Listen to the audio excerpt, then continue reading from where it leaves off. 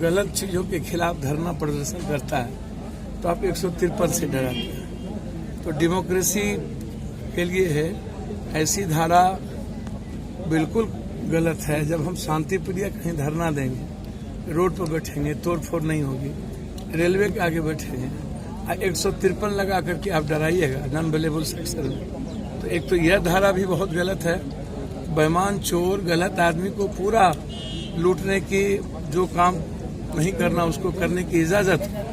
और हम यदि किसी कॉमन आदमी के सवाल पर हम लोग जो रियल में विपक्ष की भूमिका निभाते हैं और उसको आप 153 से डराने की कोशिश करते हैं। तीसरा चीज, कोई भी व्यक्ति ABCDZ हमने क्या बोला, वो पर कैसे आहत हो गए, या कौन उन्होंने कि हम आहत हो गए, गलत। अरुण बाबू सांसद जी और पप्पू यादव ने गलत शब्दों का प्रयोग किया। मिस इंटरप्रिटेशन को आप इस तरीके से न्यायालय में ला करके, न्यायालय का भी समय बर्बाद होता है ऐसे केसों से। जो रियल केस है, अब 6,500 दारू में आप जेल भेज दिए, तो ऐसे से तो सुप्रीम कोर्ट कह रहा है कि ये गलत है, आपके तरीके गलत है। अब दारू कौन नहीं पीता है, आप हमको बता दीजिए। नेता लोग 90% दारू नहीं पीते, पदाधिकारी 95% दारू नहीं पीते, जज लोग दारू नहीं पीते हैं 40-50%, पत्रकार 80% दारू नहीं पीते, तो हम लोग कहने जेल जाते हैं। और सब गरीबे गुरबा जेल जा रहा है, और उसके लिए कुछ लॉयर भी लेता है बेचारे से, थाना भी लेता है और परिवार भी मर जाता है। कोई मीनिंगलेस बात। आप काम होनी चाहिए कॉमन आदमी की, तो काम उलझा के रखे हुए हैं। अब अभी हमको जाना है, आ रहा संगीन बलात्कार हो गए हैं, गैंगरेप। पटना सिटी में एक दिनों में 5 हत्या हो गई।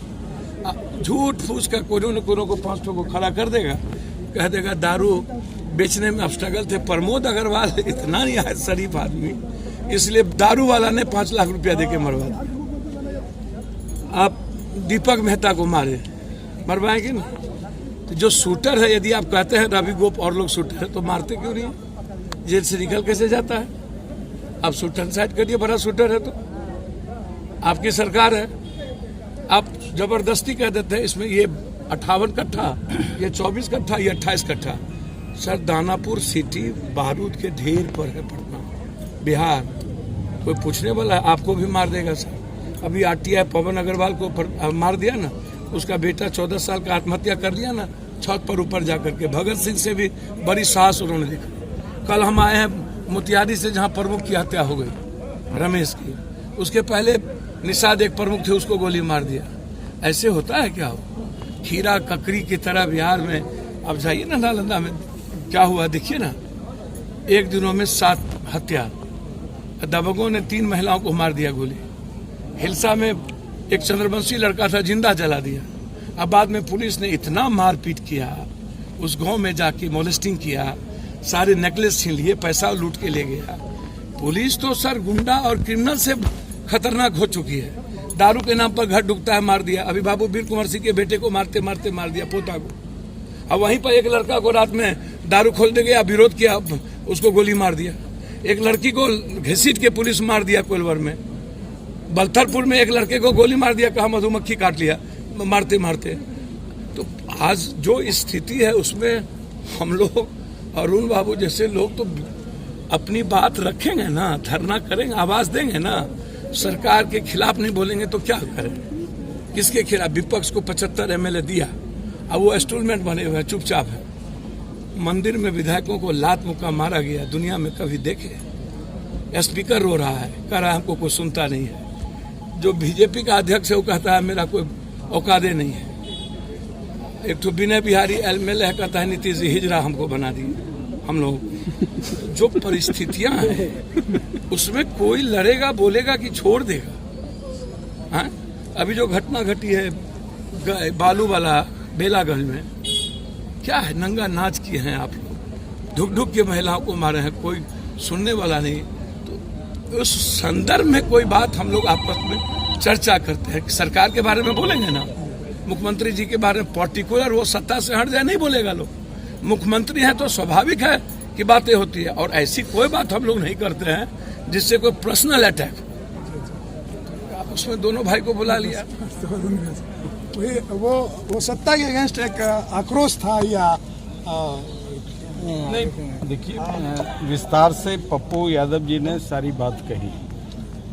बेसिक बात यह है कि जब लोकतंत्र खतरे में हो तो जनप्रतिनिधि तो सड़क पर आएगा, मीडिया के सामने आएगा। जैसे ये पहली इनकी सरकार है जो लोहिया जयप्रकाश जननायक कर्पूरी ठाकुर का नाम लेती है और लोकतंत्र का गला रौंद रही है। 153 की बात इन्होंने कहा, सरकारी काम में बाधा। बहुत आसान है, जितना चोर उचक्का पॉकेटमार है उसके खिलाफ यदि आवाज उठाए, किसी भी भ्रष्ट ऑफिसर के खिलाफ आवाज उठाए तो 153 में आपको बंद कर देगा। आज माले के लोग भी धरना प्रदर्शन नहीं करते हैं। तो डॉक्टर लोहिया की बात करते हैं तो डॉक्टर लोहिया कहते थे सड़क सुनी है तो संसद गूंगा है, विधानसभा गूंगा है। अब लोकतंत्र का जो मंदिर है वही अपमानित हो रहा है। जिस तरीके से मुख्यमंत्री ने डांट लगाई स्पीकर को, तो स्पीकर कोई व्यक्ति नहीं ना है, चेयर है।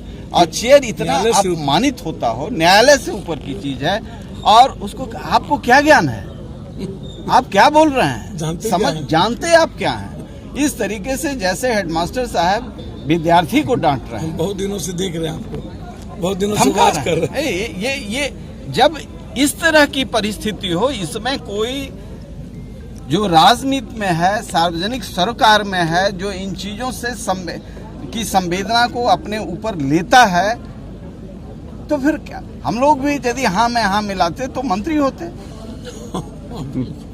और बेचारा मंत्री होते, कैबिनेट मिनिस्टर होते, लेकिन बेचारा होते। सर इसी तरह एक सवाल है, रामविलास जी और चिराग कहते थे कि चिराग कहते थे मैं हनुमान हूँ, और वो उनका बंगला खाली करा दिया गया, उनकी प्रतिमाओं को ये किया गया, इसको किस तरह? अब देखिए, हनुमान है कि राम है वो तो एक अलग विषय है। वह निश्चित तौर से जब बीमार थे रामविलास पासवान जी, मोदी जी उनका हाल चाल लेते थे, तो इनको लगा कि हमारे पिता संकट में है, इस समय एक व्यक्ति जो देश का प्रधानमंत्री है ले रहा है। लेकिन जिस दिन बंगला खाली हो रहा था मैं वहाँ था। जिस तरीके से किया, सारी मर्यादाओं को भंग कर दिया।